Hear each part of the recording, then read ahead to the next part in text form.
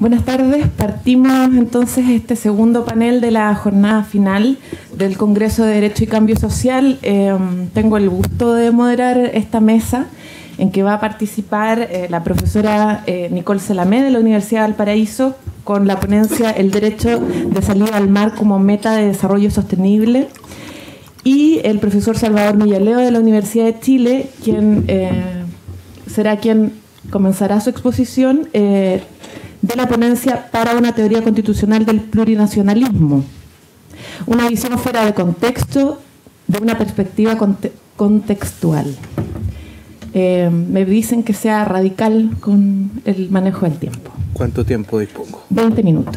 Se hacen avisos. Ya. Bueno, entonces les quiero agradecer poder exponer acá. Nuevamente, la verdad, el año pasado habíamos hablado de esto, pero no teman, digamos, no voy a hacer el mismo refrito, sino que traté de avanzar un poco más, un paso más por lo menos, respecto de las cuestiones relativas a reconocimiento constitucional que atañen a pueblos indígenas, pero la idea de esto, y así lo sugiere el título, es tratar de plantear de que estas discusiones en torno al reconocimiento de los pueblos indígenas, en fin, de las diferencias culturales o de las diferencias nacionales, no es un problema, digamos, específico donde uno tiene que aplicar principios constitucionales genéricos de una teoría constitucional o de teorías constitucionales que ya están disponibles, digamos, que son las que se manejan y que tendrían problemas de aplicación y que esto rebotaría, por ejemplo, en el conflicto Rapa Nui o el conflicto mapuche, sino que la idea es entender de que de esto está un cambio, una mutación de paradigmas constitucionales y donde está apareciendo, digamos, una nueva visión de cuál es el rol de la relación entre estados, culturas, naciones, pueblos, distinta a la visión, digamos, dominante, y que esta nueva versión es una versión que todavía está necesitada de una construcción teórica. Entonces, la idea, digamos, es precisamente tratar de empezar a reflexionar de cómo puede hacerse esa construcción teórica que todavía es fragmentaria, pero donde lo más importante es sacar del contexto las experiencias que uno conoce como el fenómeno del plurinacionalismo. Que uno sabe que, los que se han asomado a estos temas saben sobre todo que tiene que ver con que las repúblicas de Bolivia y Ecuador se han autodenominado repúblicas plurinacionales, y esto tiene que ver con un diseño estatal concreto que han adoptado en relación a las diferencias étnico-culturales presentes en el interior de esos países. Entonces, ese es un contexto específico y que se conoce como la experiencia constitucional plurinacional, y que parece, cuando uno habla de plurinacionalismo, que el plurinacionalismo es eso, es experiencia boliviana, experiencia ecuatoriana. La idea de sacar de contexto esto es mostrar que el plurinacionalismo más bien es una teoría de derecho constitucional general, destinada precisamente a resolver los problemas de la diferenciación interna étnico-cultural dentro de instituciones políticas que se vuelven cada vez más complejas. O sea, una forma de enfrentar la complejidad étnico-cultural a través de nuevos diseños constitucionales, y no solo de nuevos diseños arquitectónicos, también tiene que ver con el completo funcionamiento en la práctica de los poderes constituidos adentro de esos diseños. Por eso la idea de sacarla de ese contexto estrecho para tratar de empezar a caminar hacia una teoría más general. Lo primero, digamos, por acá, ya, perdón. Entender claramente el punto de partida, es decir, para nosotros el punto de partida de la teoría constitucional, que es casi autoevidente, es lo que quiero denominar la obsesión portaliana. Esta idea de que el Estado es un principio de concentración de fuerza que actúa como un agente pacificador, organizador y civilizador de la sociedad. Entonces, que la construcción de un Estado, como era, digamos, el espíritu filosófico práctico o pragmático de Portales, era la posibilidad de construir una convivencia civilizada, y este Estado, para poderlo hacer en el entorno salvaje en que se estaba constituyendo, tenía que concentrar, digamos, enormemente el poder, porque además tenía que que ser un ente pedagógico en ese entorno salvaje. Y esta es una forma, digamos, una perspectiva, podríamos decir, de margen, una perspectiva, digamos, hecho en este extremo de esta idea burocrática del Estado racionalizado de Weber, que se construye supuestamente de acuerdo a la teoría sociológica predominante en Europa en la modernidad. Esta construcción se hace posible acá en la medida de que este Estado se construye primero como un Estado autoritario, un Estado pedagógico, un Estado civilizador y reductor de la barbarie a favor de la civilización. Esta idea hace que nosotros tengamos como autoevidente, o que en la teoría constitucional vigente parece autoevidente, la forma unitaria del Estado como la forma que corresponde a la tradición política chilena, digamos. Que de alguna manera Chile no podría sino pensarse como un Estado unitario y sobre todo como un Estado mononacional. Esto se constata evidentemente en todos los proyectos o casi todos los proyectos de reforma constitucional en relación a los pueblos indígenas que se han presentado hasta la fecha, donde casi la totalidad, no todos, pero deben haber sido como 12, se presentó, acaba de presentar hace un mes un proyecto del diputado Mesa también de reforma constitucional, serían como 13 o 14, donde la casi totalidad se refiere a que si bien se reconocería a pueblos indígenas con más o menos derechos, esto siempre en el contexto de que Chile es una nación única e indivisible. ¿Por qué esta persistencia a este concepto? Y esto, bueno, quiero explicarlo precisamente en la raigambre, el enraizamiento de la tradición portaliana y sobre todo del liberalismo que la continúa, que supuestamente el liberalismo o las élites liberales vienen a sustituir a las conservadoras en la segunda mitad del siglo XIX, pero en este sentido, en el sentido de la diferenciación étnica, más que un relevo, un cambio, es una continuación que va muy en el sentido del mismo pensamiento portaliano, es decir, los liberales continúan ejerciendo pedagógicamente el poder en el sentido de reducir la barbarie con que se enfrentan, en este caso de los pueblos indígenas que terminan de integrarse al país precisamente en la segunda mitad del siglo XIX, y donde la idea que se impone en que de relación entre el Estado y la cultura es una idea de una neutralidad liberal armada. ¿Qué quiere decir esto? Donde se impone a la fuerza una cultura pública que genera una homogeneidad cultural, que busca la homogeneidad cultural a partir de la asimilación, de la prohibición del uso de la lengua indígena, de la desaparición de la diferencia indígena como una diferencia pública y una reducción a un resabio privado, de tal manera que se pueda mantener como una diferencia cultural administrada en privado, y donde no tenga esta diferencia cultural ningún alcance político.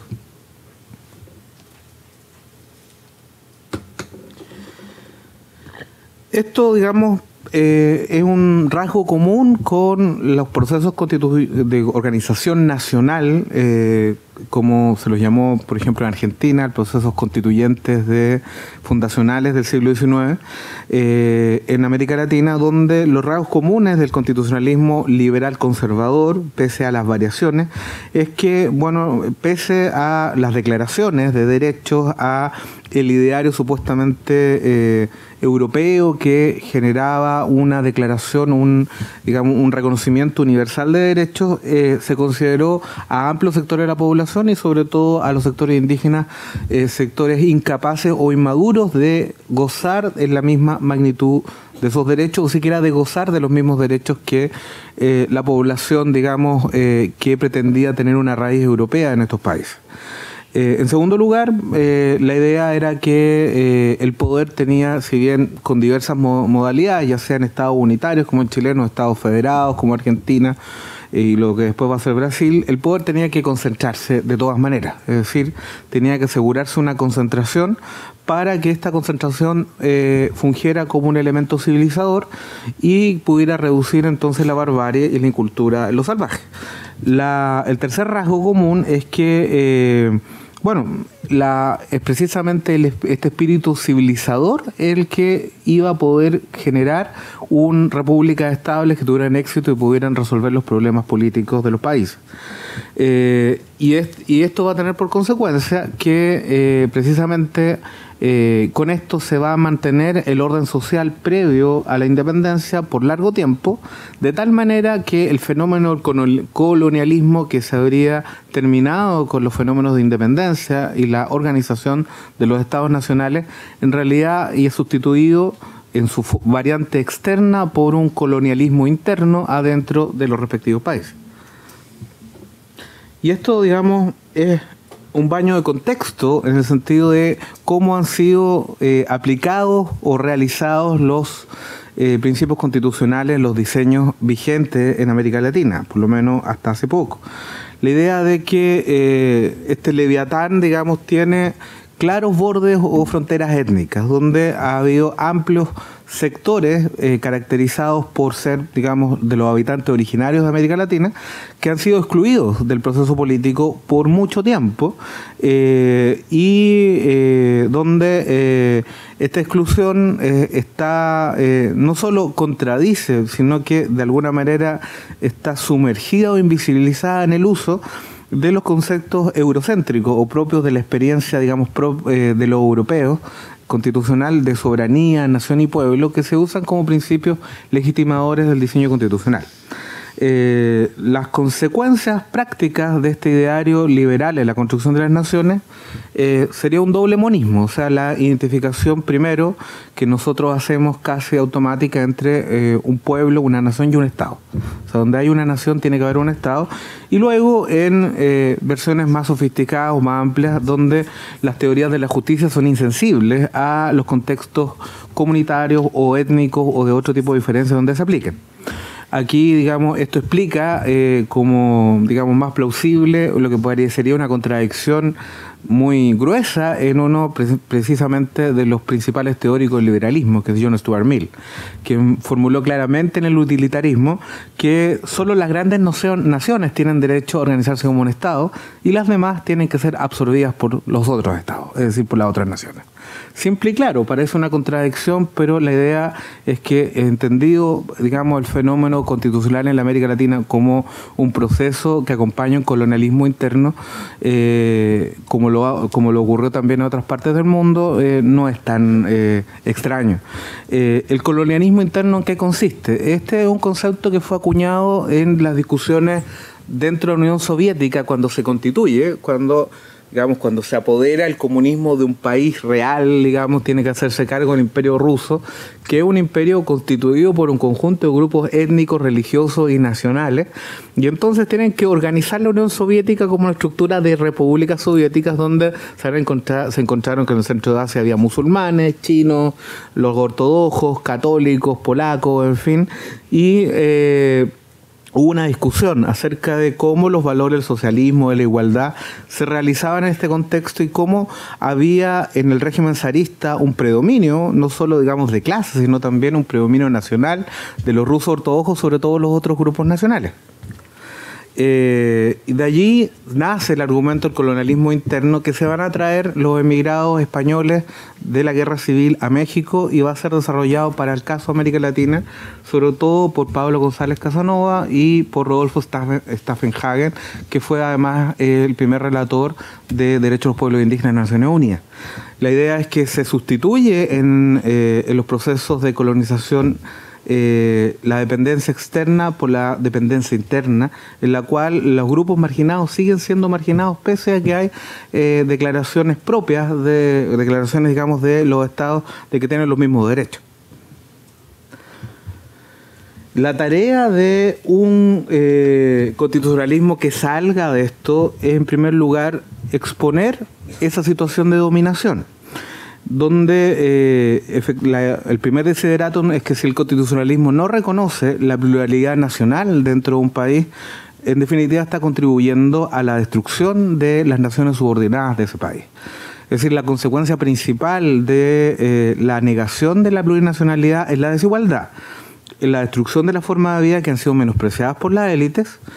Es cómo esta desigualdad colectiva se traduce en una desigualdad individual. En este caso, las cifras de la Casa en 2013 son evidentes, de la población que está bajo el umbral de la pobreza, en el caso de los chilenos el 13,5%, y en el caso de los indígenas el 23,4%. El caso de la extrema pobreza es precisamente el doble de la población indígena la que está como porcentaje bajo la extrema pobreza que la población chilena. En fin. La idea que en el fondo queremos defender acá es que esta pretensión en el nuevo constitucionalismo latinoamericano de que esta desigualdad en el caso de los grupos nacionales o étnicos se puede enfrentar por un nuevo diseño no es un problema que solo sea válido para América Latina, sino que está formulando como una teoría general nueva de cómo el constitucionalismo enfrenta lo que se llaman las sociedades plurales. En la teoría política, Aaron Liebhardt en los 60 hizo una gran distinción entre sociedades divididas y sociedades plurales, diciendo que las sociedades divididas requerían diseños constitucionales más complejos, en cambio las sociedades liberales podían admitir un diseño de democracia liberal común. Las sociedades divididas, aquellas que estaban enfrentadas por digamos, profundas divisiones como Irlanda del Norte, por ejemplo, religiosa.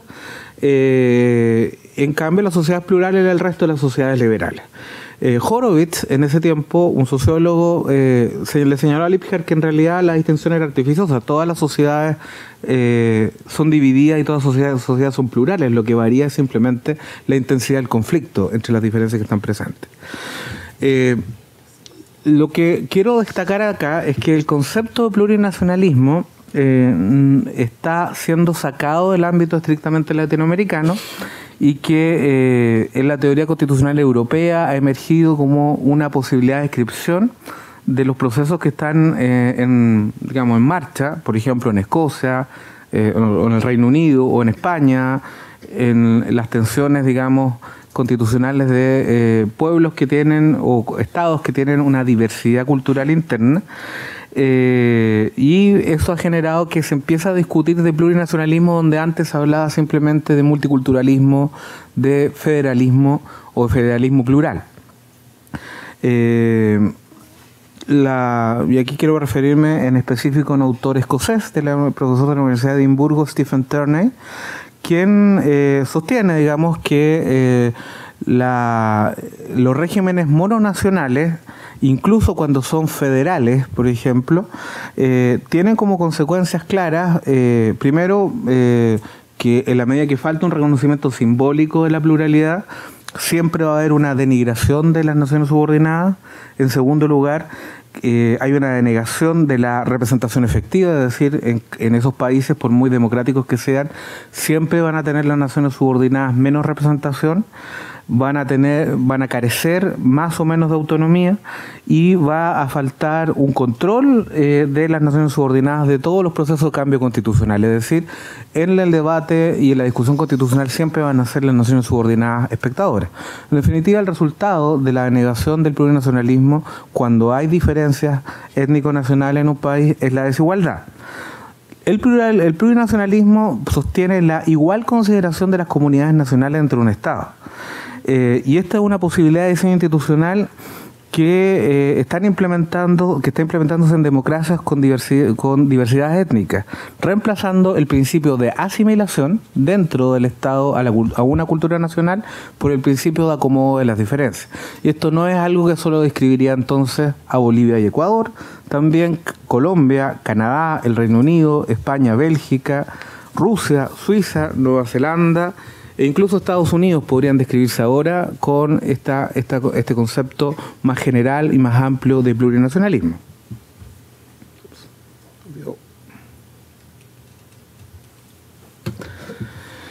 Esto, digamos, según Turney, no solo tiene que ver con el diseño dentro de las instituciones constitucionales de esferas de autonomía que tengan una expresión territorial, que van en la dirección de lo que Stephen Holmes llama el constitucionalismo habilitante, es decir, crear espacios que habiliten a estas naciones subordinadas a participar en el proceso político, sino también incidir en otros elementos del funcionamiento constitucional. Por ejemplo, la transformación de la interpretación constitucional, luego la cuestión de la influencia en los procesos políticos constitucionales, a todo nivel, incluyendo, por ejemplo, la justicia constitucional. Cómo la justicia constitucional toma sus decisiones cuando existe un reconocimiento plurinacional es muy distinto a cuando se mantiene la idea mononacional. Luego, la consideración o la forma en que se implementa el plurinacionalismo en los ámbitos, en las formas de cambio o reemplazo constitucional, y la relación también entre las prácticas constitucionales formales y las convenciones constitucionales o prácticas constitucionales informales. La idea es cambiar la ecuación, esta que les planteaba, que parecía evidente, y sostener que puede haber, como lo hace el constitucionalista catalán Ferran Requejo Coll, puede haber una institucionalidad, una polity y haber muchos pueblos dentro de un orden. Y esto supone básicamente una noción menor o menos metafísica del concepto de nación. Este concepto de nación que asumimos como autoevidente es un concepto que fue acuñado por el romanticismo y donde tuvo una gran influencia, por ejemplo, el gran creador o uno de los grandes creadores del idealismo alemán, que fue Fichte, en su discurso de la nación alemana, donde hablaba de esta comunidad, digamos, superior, donde los sujetos abandonaban sus diferencias particulares y se reconocían. En una comunidad de lenguaje, en una comunidad de cultura, que luego, digamos, fue materializada en la idea del racismo francés, de Renan. Pero... Un minuto. Ya, vamos terminando, si se lo aseguro. Que en realidad ahora, con el avance de las ciencias sociales en la discusión del nacionalismo, son conceptos que no solo, digamos, ocultan procesos de dominación, sino son conceptos que no son descriptivos de la realidad. El concepto de nación que predomina ahora en las ciencias sociales es el concepto constructivista de nación, que uno puede rastrear sobre todo a Benedict Anderson, la idea de que las naciones son comunidades imaginadas, comunidades que partan de ciertos imaginarios que definen sus fronteras todos los días y en todos los niveles, no solo los niveles jurídicos, por cierto, y que, digamos, para constituirse como naciones lo que requieren es que un colectivo toma una decisión que se refleja en su imaginario, que se dota de una estructura normativa, de un conjunto de reglas éticas y jurídicas, y que tienen la voluntad y tienen la capacidad de gobernanza política. No es necesario, digamos, una homogeneidad, no es necesario una centralización, en fin, para ser una nación se necesitan mucho menos cosas de lo que se requerían, digamos, de acuerdo al ideario romántico, y por eso podemos constituir o creer que son naciones entidades que antes eran rebajadas a nivel de etnias, de grupos, de poblaciones. Precisamente porque es claro que todas estas etnias, grupos o poblaciones, o algunos de ellos, tienen instituciones propias, sistemas normativos propios y sobre todo una capacidad de gobernanza propia. Finalmente, y esto ya para terminar, ¿qué podría ser una constitución entonces desde la perspectiva de un plurinacionalismo en una sociedad plural como la que tenemos nosotros? Más que el fruto del pacto social entre individuos, fruto de una libre o consecuencia de una libre deliberación que genera una comunidad de intereses, más bien podríamos representarla en la forma en que los mapuches, por ejemplo, concebían los llamados parlamentos. ¿Qué es un parlamento o coyanc? Estos parlamentos que celebraban con la corona española eran conversaciones que entablaban dos partes para dirimir sus diferencias, que no generaban una comunidad de intereses, pero establecían un lazo de respeto dentro de un marco normativo. Y este marco normativo restablecía el equilibrio de las fuerzas que dialogaban entre sí. Y esto es, a mi juicio, lo que está detrás de las demandas, por ejemplo, de Aucán, de una asamblea constituyente de Aucán-Ulcamán, de una asamblea constituyente mapuche, o de que haya una asamblea constituyente intercultural, o que haya una consulta indígena del proceso de cambio constitucional. Esto es buscar que una constitución quizás se parezca más a un tratado que nos permita resolver las diferencias ético-nacionales que han generado tanta desigualdad en Chile, en lugar de ser aquello que constituya una unidad política homogénea que no solo nunca existido, sino que ha ocultado y ha permitido la persistencia y la amplificación de esas desigualdades hasta la actualidad. Muchas gracias.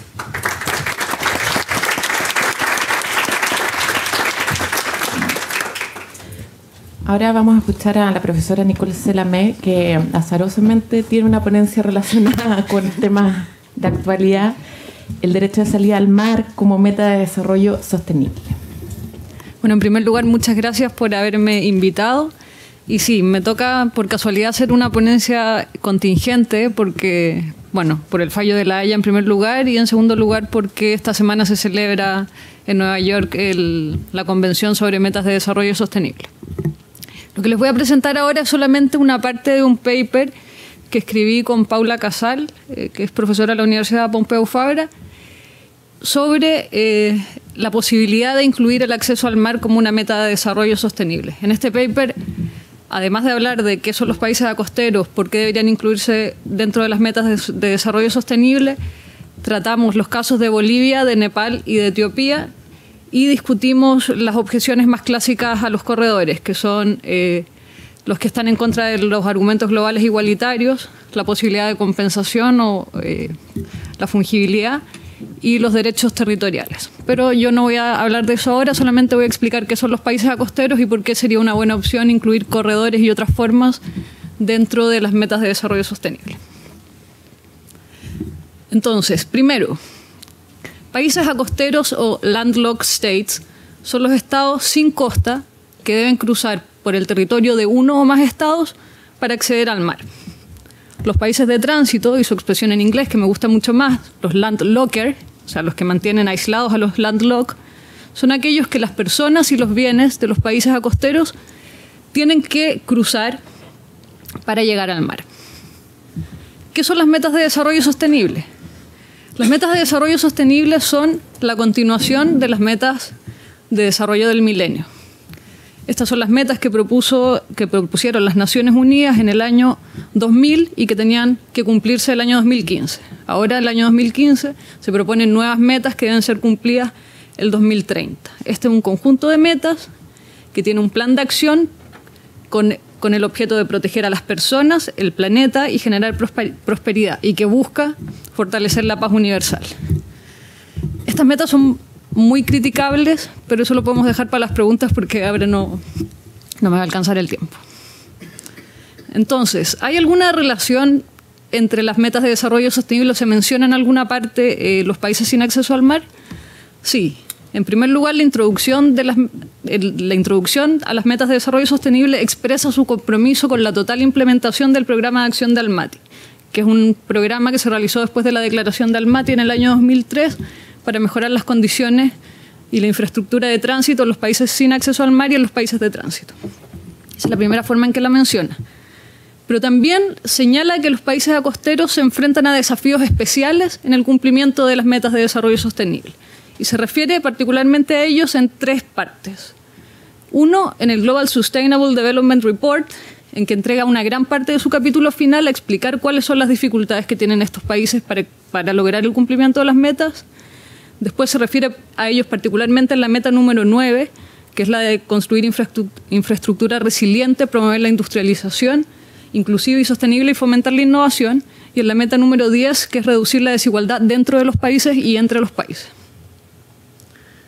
Todo esto, ¿por qué me importa? Es porque refleja el creciente reconocimiento de que los países costeros tienen menores posibilidades de lograr el cumplimiento de estas metas.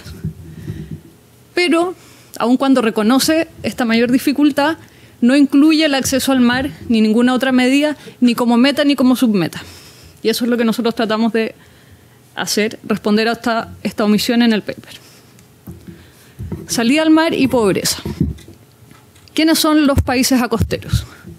Nosotros estamos generalmente acostumbrados a pensar solamente en el caso de Bolivia, pero en el mundo hay 44 países costeros y algunos consideran también 48, si es que consideramos estados no reconocidos como Nagorno-Karabaj, Transnistria, Osetia del Sur y Kosovo. De estos 44, que son casi un cuarto de todos los estados, tenemos 16 que son países desarrollados, países en desarrollo, 16 que son países menos desarrollados y 12 que son los únicos países desarrollados que están en la Unión Europea. Nosotros no nos hacemos cargo de los países que están en Europa, que en vez de ser landlocked, en verdad son land connected. ¿Por qué? Porque en Europa existe la integración, no tienen que cruzar fronteras, está la cercanía, ningún país costero está más lejos de 500 kilómetros del puerto más cercano. Europa comercia con Europa, por lo tanto tienen su mercado ahí mismo. Hay seguridad, no tienen que preocuparse de que les roben las mercancías. La infraestructura de transporte es fantástica. Tienen ríos navegables y incluso con todas estas facilidades, los países costeros han desarrollado otras actividades que no necesitan salir al mar, como convertirse en paraísos fiscales, como Suiza y Liechtenstein. Pero al contrario de los países europeos, la mayoría de los landlocked developing countries, que son los que me importan a mí, o sea, a los que me voy a referir en todo este paper, están mal conectados dentro de regiones que son pobres e inestables. Y se encuentran entre los países más pobres del mundo. 18 de ellos tienen un PIB per cápita inferior a $1.000 al año. El 40%, imagínense, el 40% de la gente que vive en estos países está bajo la línea de la pobreza. Vive con menos de $1,25 al día. Y esto es más del doble que los pobres de los países costeros en las mismas condiciones. En total hay 453,5 millones de personas que no pueden acceder al mar, a menos que otros se los permitan, bajo sus propias condiciones o en sus propios términos. Bueno, como les contaba, en 2013 se celebró la conferencia de Almaty y se crea el programa de acción de Almaty. El 2013 se hace una revisión de las ventajas que se habían generado con la implementación de mejoras de tránsito, etcétera, y se logró doblar el porcentaje global de exportación de los países costeros, que parece una buena noticia, pero no lo es tanto porque sigue siendo el 1,2% de las exportaciones globales. O sea, 34 países exportan el 1,2% del total mundial. Además, la mitad de los países costeros sigue siendo extremadamente pobre, muy bajo en el índice de desarrollo humano, con altos niveles de inseguridad alimentaria, alta mortalidad infantil y precarias condiciones sanitarias. Todos los países costeros africanos están en la parte baja del índice de desarrollo humano, salvo Botsuana, que exporta diamantes. Y no hay ningún país costero que no sea europeo que tenga un índice de desarrollo humano alto. En noviembre de 2014 se celebra la Convención de Viena para conmemorar los 10 años de la Declaración de Almaty y se concluye que, pese a las mejoras, la falta de acceso marítimo es un importante factor en la alta incidencia de pobreza extrema y limitaciones estructurales de los países costeros.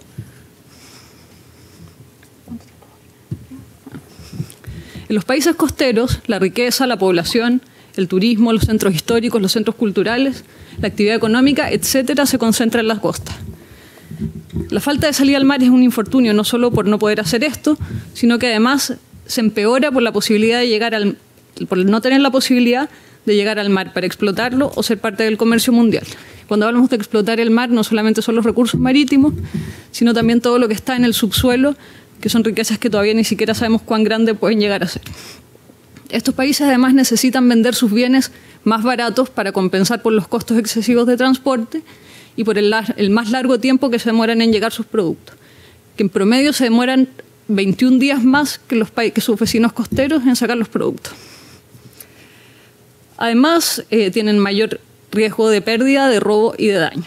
Tienen problemas graves de comunicación, los servicios de transporte son deficientes y la infraestructura es precaria. Solo el 50% de los países, solo 9 países costeros tienen más del 50% de sus carreteras pavimentadas.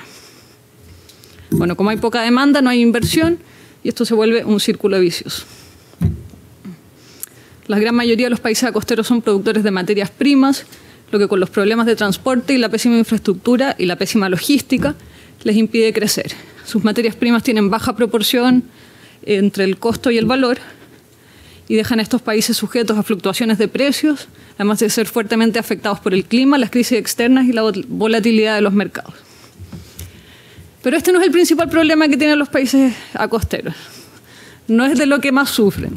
El gran problema que tienen es que dependen de sus países vecinos, como nosotros, por ejemplo. Están sujetos, además de los costos directos que ya mencionamos, a procedimientos burocráticos y papeleos que hacen todo mucho más lento y mucho más caro. Además de los cobros oficiales, muchas veces se ven obligados a pagar sobornos porque los agentes de los otros estados no les dejen sus productos pudriéndose en los puertos o no se los roben. No tienen poder tampoco sobre la infraestructura que deben usar, sobre si esta infraestructura existe, si es segura o si es adecuada para sus exportaciones. Tampoco sobre el imperio del derecho, la protección contra los robos o la paz y estabilidad del territorio que atraviesan. Los países costeros no pueden exigir nada a sus vecinos y deben evitar tensiones que les hagan más difícil o más lenta la ruta, lo que permite a los países de tránsito muchas veces abusar de su poder. En palabras del economista Jeffrey Sachs, los países costeros enfrentan desafíos estructurales para acceder a los mercados globales, porque dependen de la infraestructura de sus vecinos, de sus relaciones internacionales, de su paz y estabilidad y de sus prácticas administrativas. Por eso ser un país costero es mucho peor que ser una región interior de un país grande, como ser una región interior de Estados Unidos o de Rusia o de China. Paul Collier, que escribió el libro The Bottom Billion, o el Club de la Miseria, creo que se llama en castellano, y que habla del millón más, o sea, los 1.000 millones de personas más pobres del mundo y las trampas que existen para desarrollarse, dice que ser país costero con malos vecinos y sin recursos naturales es una trampa para el desarrollo. Y ahí Collier dice, ¿dónde están estos países? Bueno, están todos en África. ¿Por qué? Porque ningún país sin recursos naturales, o sea, ninguna región sin países sin recursos naturales y sin acceso al mar se hubiera vuelto un estado a menos que haya sido artificialmente, como fue con la descolonización y la colonización. Entonces, así como no tener piernas para nosotros que trabajamos en la academia o de abogados, no sé, no sería tan grave como para un campesino, la falta de salida al mar es un gran problema para los países sin recursos naturales que dependen de la riqueza de vecinos pobres, lo que es el caso típico de los países costeros. Bueno, ahora, ¿por qué incluir el acceso marítimo como una meta de desarrollo sostenible?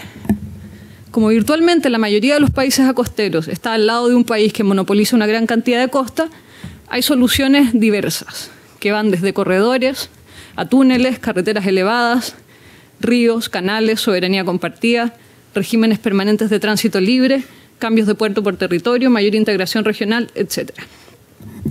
También consideramos las soluciones más modestas de Almaty y Viena en cuanto a la mejora del tránsito y el cruce de fronteras.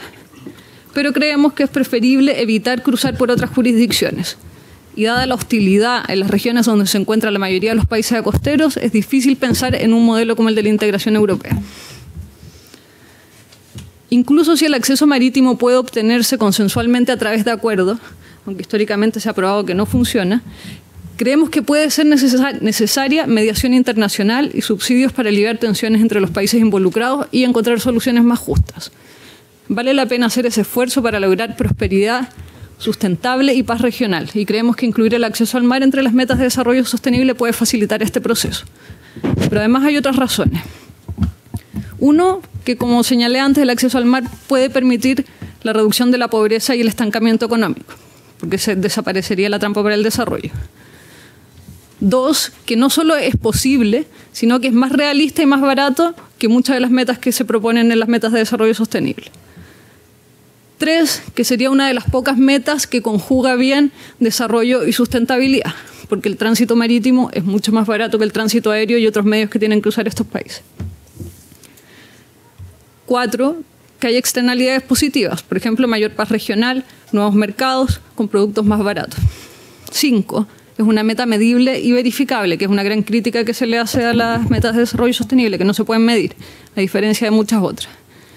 Y, por último, ayuda a alcanzar otras metas, como 1, terminar con la pobreza, la meta 8, promover crecimiento económico sostenido, inclusivo y sostenible, el empleo pleno y productivo y trabajo decente para todos, la meta 11, ciudades y asentamientos inclusivos, seguros, resilientes y sostenibles, la meta 13, acción urgente para combatir el cambio climático y su impacto, y la meta 14, conservar y usar de manera sostenible los océanos, mares y recursos marítimos para el desarrollo sostenible.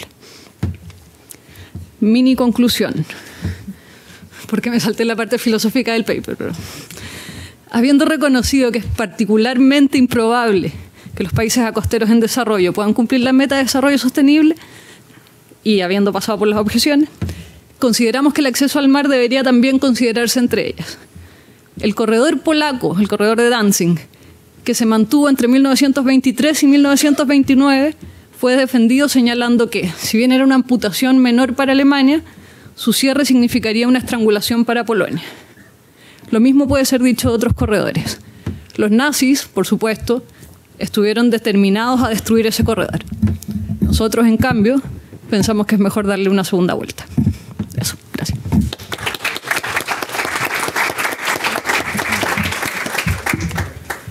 Gracias por las presentaciones y ahora vamos a la ronda de preguntas.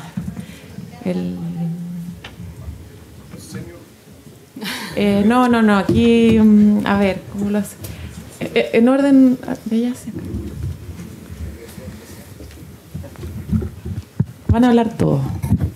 Para el profesor Millaleo, 2 preguntas. La primera es saber su opinión respecto, o si tiene en realidad alguna idea de por qué los órganos del Estado, el legislativo, el gobierno, el Tribunal Constitucional, los tribunales ordinarios en algunos casos han insistido en desconocer esta diferenciación de la cual usted habló entre una supuesta pretensión de los pueblos indígenas al hablar de nación, sin hacer la diferencia con la noción de Estado. Es decir, ¿por qué desde que se discutió la ley indígena, luego en la tramitación del Convenio Nacional de la OIT, siempre se trató de equiparar la demanda de nación con la demanda de Estado? ¿Y por qué, a pesar de la literatura existente y de la claridad en la demanda de los mismos pueblos indígenas, se insistió en desconocer eso y, como usted dijo, se sigue desconociendo hasta hoy? Esa es la primera. Y la segunda, preguntarle su opinión respecto a la demanda del pueblo Rapa Nui y si esta demanda pudiera, o este mecanismo pudiera extenderse a la demanda del pueblo mapuche.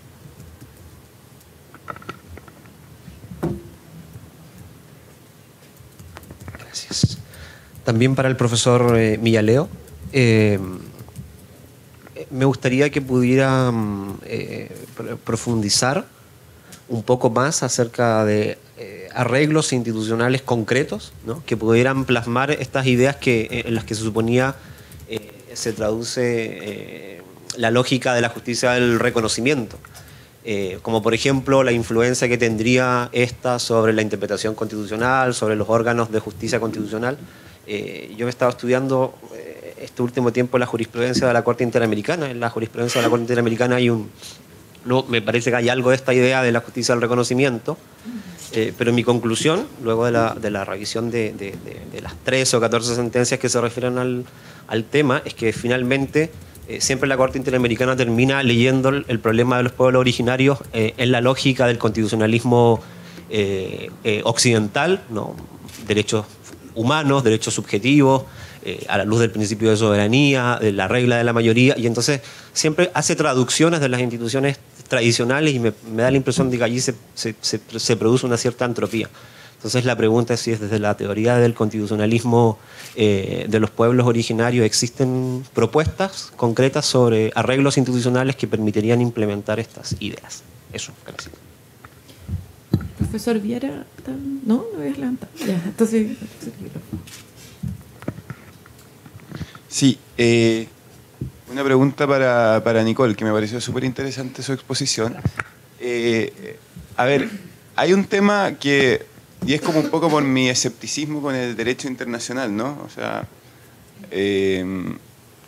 puede que haya quedado muy marcada por una conferencia que asistí hasta hace poco, por un intercambio que tuve con una profesora cuya línea de investigación es que el derecho internacional es fascismo puro, en el sentido de que en el fondo es bastante conocida esa tesis. Entonces, en ese sentido, siendo que el hecho de que existan países acosteros es súper funcional para los países costeros, ¿no es cierto?, por las razones que tuviste. Uno, porque el hecho de que existan países acosteros básicamente va a hacer que los precios de esas mercancías que se exporten de esos países sean bajos. Y dos, porque los países costeros siempre tienen el sartén por el mango, porque controlan la facilidad esencial para el comercio de los países acosteros. ¿Cuán posible es que el derecho internacional pueda propiciar una solución a este problema, dado que finalmente los que pueden hacer eso son los mismos beneficiados? ¿Me entiendes? O sea, como que en el fondo, y yo estoy totalmente de acuerdo y pienso que como demanda de justicia, eso debiese ser así. El tema y mi escepticismo, me gustaría poder proponer una solución que de alguna manera tratar de remediar este escepticismo que planteo, pero lo veo difícil no solo por el tema de que son los propios beneficiados, sino que también y fundamentalmente por la regla para adoptar acuerdos en el ámbito internacional, que es la unanimidad absoluta. Entonces creo que en ese sentido es complejo. Atrás había una mano levantada.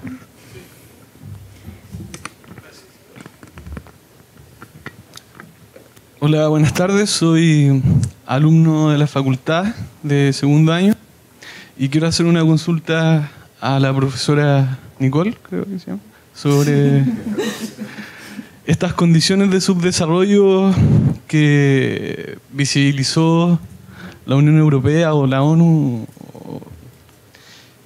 Quisiera saber qué pasa con estas naciones a las cuales se les imponen estas condiciones de subdesarrollo, como es el caso de Bolivia y de Paraguay aquí en Latinoamérica. ¿Qué consecuencias trae para estas naciones?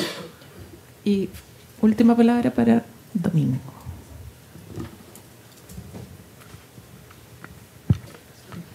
Sí, dos preguntas muy concretas. Una, Salvador. Estoy completamente de acuerdo contigo en la forma en que fuiste mostrando cómo la crítica al nacionalismo metodológico abre paso a una nueva forma de comprensión del constitucionalismo. Pero lo que me llamó la atención es, si acaso, es que tú aceptaste esta nueva forma de comprensión de la plurinacionalidad, pero dijiste en el contexto de un mismo marco institucional y constitucional. Entonces me pregunto, ¿por qué no avanzar hacia una forma de pluralismo constitucional? Que quizás podría ser una forma de comprensión más genuina de un pacto de tipo tratado al interior de un mismo Estado, sin embargo. Y la segunda para Nicole, súper interesante la exposición, las cifras en verdad que son como que te cachetean la cara, partiendo por los niveles de pobreza hasta por nombres de países que yo no había escuchado y Fernando tampoco. Y estoy completamente de acuerdo con tu argumento, pero me llamó la atención que casi todos son argumentos que nos deben llevar a mejorar la situación de los países acosteros por las malas consecuencias que se producen, entre otras razones por pobreza, etcétera, por su condición de países acosteros. Pero la pregunta es si acaso tienen esos países acosteros una suerte como de título activo para reclamar el acceso al mar. O sea, estoy pensando como, por ejemplo, no sé, por la discusión interna, el reclamo de aquellos que no pueden acceder a las playas es que se trata de bienes nacionales de uso público, en consecuencia que un propietario ribereño cierre ese espacio atenta contra mi derecho de acceso. Entonces, si hay en el derecho internacional una suerte como de título activo para reclamar ese acceso, sin perjuicio más de todos estos interesantes argumentos que estás presentando. Gracias.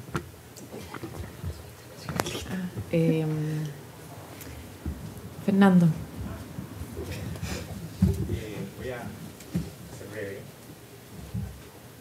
Mi pregunta también es para la profesora Salamé, y la pregunta tiene que ver con colonialismo, porque me parece muy interesante el argumento de que habría sido imposible que naciones acosteras hubiesen surgido si no fuese por la intervención del colonialismo.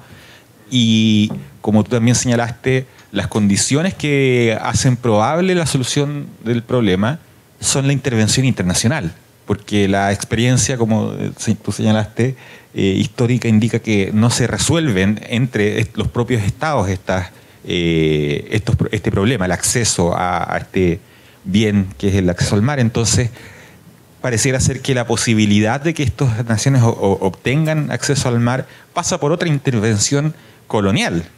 Esto es por la imposición de la sociedad internacional, de la comunidad internacional, de una obligación del Estado costero de proveerle acceso a este otro bien. Entonces, me gustaría saber qué reflexiones tienes sobre esta dialéctica, esta elección trágica entre mantener la situación como está o reiterar, reforzar, replicar dinámicas coloniales, en este caso en la construcción de un acceso al mar para estos países que obviamente lo necesitan y tu exposición me dejó muy claro que además hay muy buenos argumentos desde la teoría económica y etcétera. ¿Salvador? Sí. Bueno,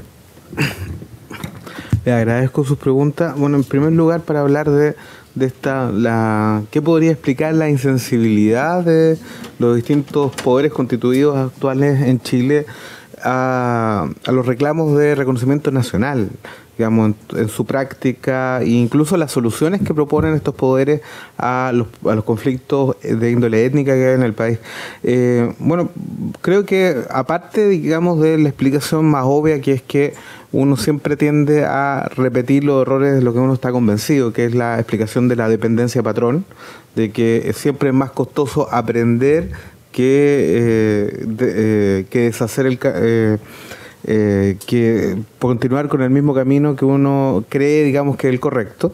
Y creo que básicamente tiene que ver con precisamente el objeto de la revista que acabamos de presentar y de este espacio, que en Chile no existe una crítica de los conceptos jurídicos, una crítica fluida de los conceptos jurídicos, y los conceptos jurídicos lo que han hecho es fosilizar ciertas ideas que ya no están en diálogo con los otros saberes en la sociedad. Entonces, si un antropólogo, un cientista político, un historiador le habla el concepto de nación, te diría, bueno, no solo lo que te he dicho, te mencionaría 300 autores que han variado y han cambiado la noción de nación, y sin embargo en los conceptos de derecho político y derecho constitucional estamos amarrados a conceptos decimonónicos. ¿Por qué se da eso? O sea, tiene que ver con la naturaleza de la educación jurídica, con la forma, digamos, los intereses que se reflejan a la hora de gobernar esa educación jurídica y cómo esto, digamos, se reproduce a nivel de la práctica legal. Eso, digamos, creo que es una primera explicación. La segunda explicación es, evidentemente, porque dentro de esos poderes no hay personas indígenas, que es la teoría que fue la teoría que formuló el feminismo legal de la masa crítica. En la medida que no hay personas que representen a los indígenas o a las mujeres, digamos, en el Congreso, cuando se toman las decisiones, probablemente las decisiones no van a considerar los intereses de los grupos que no están representados. Y esa es la justificación, precisamente, que una de las soluciones del plurinacionalismo es la representación especial o representación descriptiva. Entonces, que las personas sean representadas por personas que hayan compartido la experiencia de estos grupos, sobre todo grupos subordinados, porque si no, nunca van a ser tomados en cuenta en las decisiones. En cuanto a lo segundo, respecto a la demanda del pueblo Rapa Nui. Bueno, en concreto la demanda del pueblo Rapa Nui es una petición de descolonización bajo los términos de la resolución de 1960 del Consejo de las Naciones Unidas, el Consejo de Seguridad, de descolonización, arguyendo de que ha habido que el pueblo Rapa Nui tiene una cultura radicalmente distinta. En segundo lugar, que hay una violación masiva y un descuido de Chile respecto de la situación del pueblo Rapa Nui, y que en el fondo Chile está actuando como una potencia colonizadora. Por eso demandan la descolonización. Sin embargo, digamos, no hay que entender que todo el pueblo Rapa Nui lo que desea realmente es la secesión. Efectivamente, ahora hay una escisión dentro de los representantes del pueblo Rapa Nui, entre el Consejo de Ancianos y una nueva organización que es el Parlamento Rapa Nui. Y el Parlamento Rapa Nui, bueno, ellos han formulado más fuertemente esta demanda de descolonización, en el entendido que abre la posibilidad de una autodeterminación externa también. En cambio, el Consejo de Ancianos mantiene una petición más bien de una autodeterminación intraestatal. Y lo que se está negociando, cuando se está negociando, por ejemplo, la administración del área silvestre protegida de Rapa Nui, y sobre todo esta modificación de la política, digamos, de turismo, es que efectivamente con eso hay un mayor reconocimiento de los poderes de control que tenga las instituciones de las autoridades antes que una secesión. Porque realmente si quisieran secesión, la gente de Rapa Nui lo tendría mucho más fácil.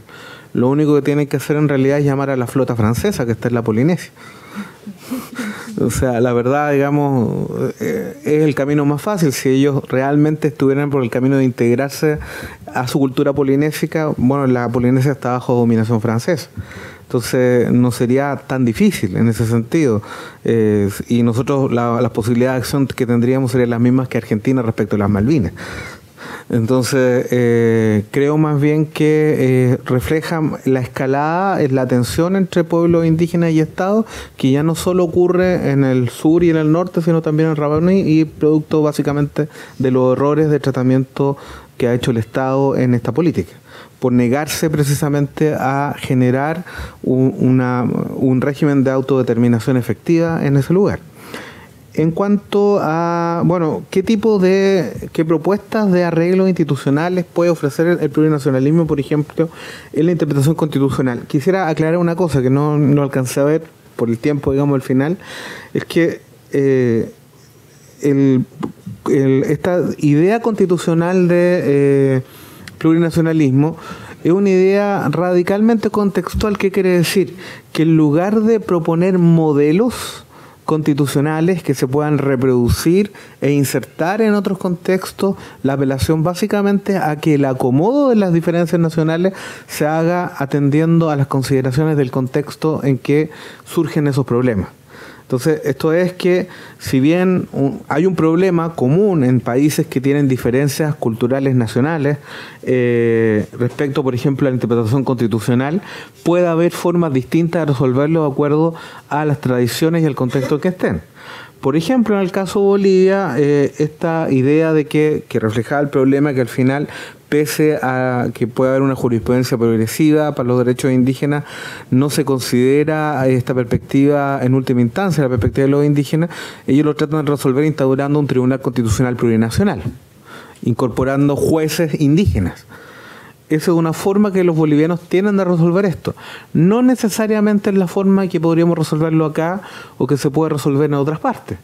En otras partes, digamos, la forma en que se ha incorporado esto es más bien con un amplio reconocimiento de los sistemas normativos y de la jurisdicción indígena, como en el caso de Colombia, como en el caso de los mismos Estados Unidos, donde hay una jurisdicción indígena y hay situaciones incluso donde los no indígenas quedan sometidos a esa jurisdicción, siempre todo apelable y recurrible a tribunales federales o tribunales nacionales.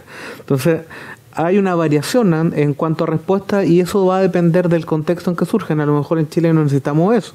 A lo mejor en Chile necesitamos precisamente más profesionales indígenas en el derecho, que sean jueces indígenas y que así puedan influir. Eso, por ejemplo, que puedan sustituir la mentalidad judicial, como ocurrió más efectivamente en el caso de violaciones de derechos humanos, donde una nueva generación de jueces cambió la forma en que se resolvían las causas de derechos humanos porque tenían una educación distinta, porque eran de una generación distinta. Quizá si hubiera más jueces indígenas en el Poder Judicial, eso se podría resolver. Y esto es análogo a otros poderes del Estado. En Groenlandia, por ejemplo, la Guardia Costera y la policía es controlada por los indígenas. No necesariamente eso tiene que reflejarse en un régimen de autonomía o autodeterminación para los mapuches. Podrían no necesitar una policía.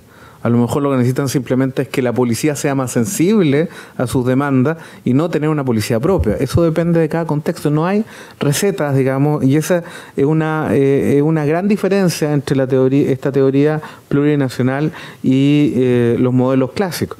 Y en cuanto al pluralismo constitucional, la pregunta de Domingo, bueno, uno podría plantear que este constitucionalismo plurinacional venía a ser un caso del pluralismo, en el sentido que el pluralismo constitucional enfrenta las diferencias de diversas índoles y en este caso de las diferencias nacionales precisamente está emergiendo esta versión de pluralismo en el sentido de plurinacionalismo.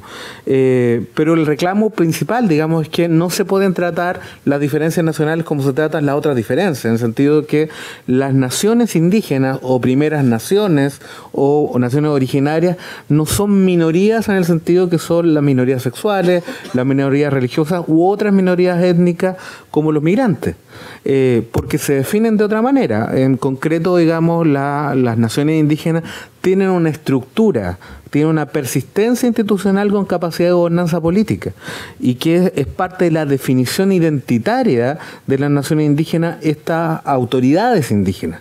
En cambio, las minorías sexuales no es propio de la identidad homosexual o transexual, en fin, el pertenecer a una determinada organización indígena. del LGTB, de activismo por derechos de alternativas sexuales. Pueden hacerlo, pero no es propio de la definición. En cambio, es propio de la definición de indígena pertenecer a un pueblo indígena, tener un conjunto de autoridades indígenas, como una machi, como un lonco, es consubstancial a la definición y por lo tanto la solución de un régimen institucional no es un régimen, no un tipo de acomodo de las diferencias como el que se puede producir en otros regímenes de pluralismo en cuanto a género, en cuanto a orientación sexual y otras diferencias.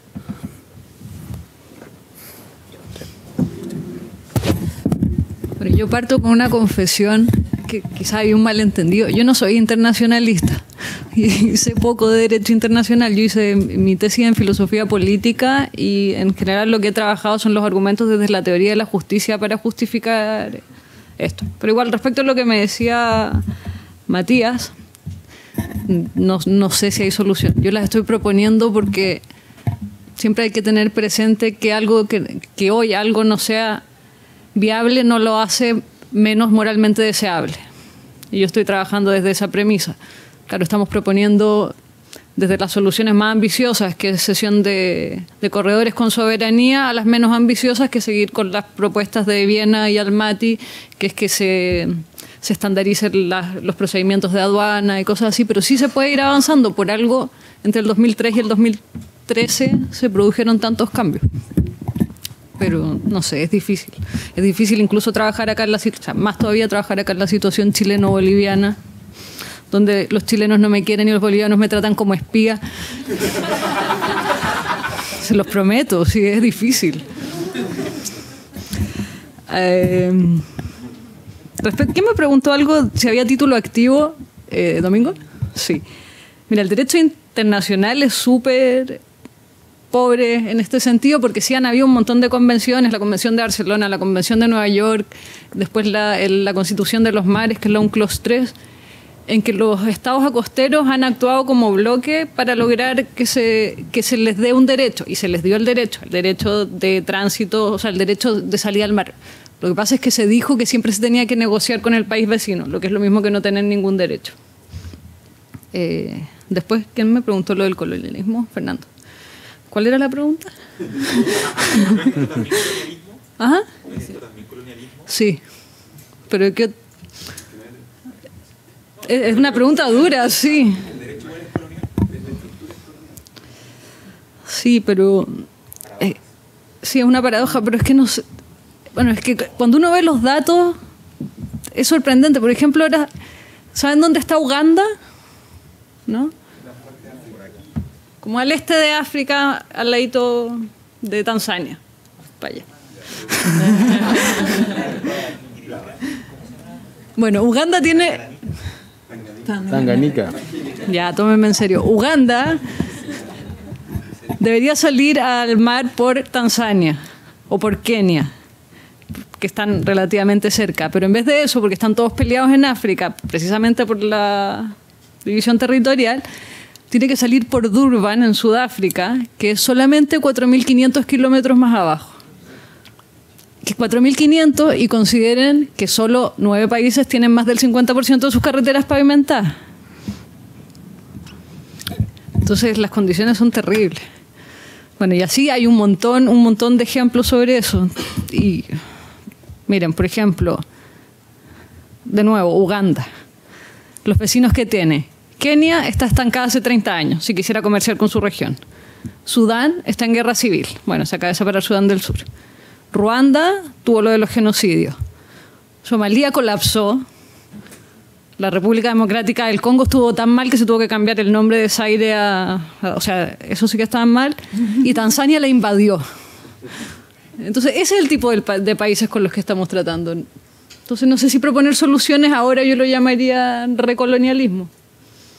No sé. Y respecto del niño de atrás, ahí está. ¿Tú me preguntas cuáles son las condiciones directas de no tener salida al mar? ¿Cómo afecta al desarrollo? ¿O? Se ocurre con naciones